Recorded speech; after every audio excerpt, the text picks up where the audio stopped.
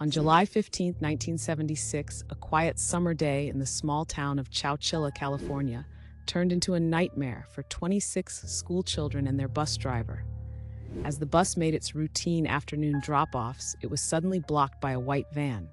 Three armed men wearing pantyhose over their faces boarded the bus, holding the driver Ed Ray and the children at gunpoint. The kidnappers forced the bus driver to drive to a quarry where they had buried three vans in a pit.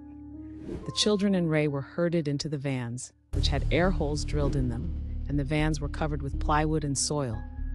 The terrified victims spent the next 16 hours trapped in the dark, suffocating vans with only a few cans of food and water.